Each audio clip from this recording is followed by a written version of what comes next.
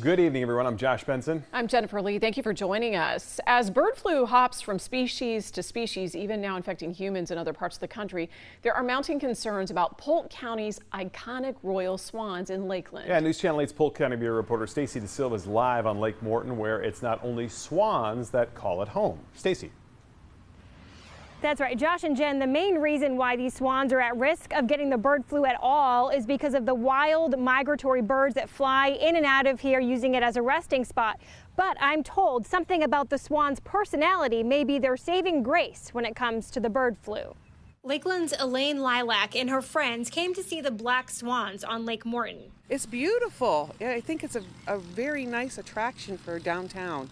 And I do think a lot of people come to see this. She notes there are lots of other birds on the lake, but none as beautiful as the swans. We think they're really beautiful, majestic birds. We're a little bit worried about the bird flu. You know who else is a little bit worried? Hi, can I see your teeths? My Pet's Animal Hospital's Dr. Price Dixon, the Royal Swans veterinarian. The swans could be exposed to the bird flu by the wild birds that also call the lake home. Primarily our ducks, ibises, other things that will travel from lake to lake, and those are very social birds. They will gather together, they'll squabble, they'll peck at each other, and they'll transmit disease. Dr. Dixon says the swans' greatest weapon against infection may be their personality.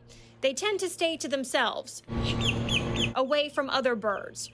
According to the CDC, hundreds of millions of birds have been infected with bird flu in more than 1,500 outbreaks, impacting poultry farms and jumping species to cattle, cats, and even humans. The USDA is developing a bird flu vaccine for poultry. A vaccine would be wonderful, and I would be very interested, once it's proven to be safe and effective in that species, for getting the swans vaccinated. Dr. Dixon says a goose on Lake Morton tested positive for bird flu a few years ago. The goose died, but the flu never spread to any of the other birds, including the swans.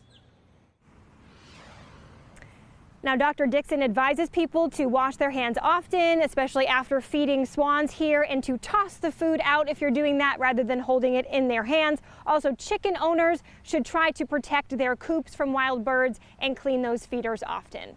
Reporting live in Lakeland, I'm Stacy DeSilva, 8 on your side.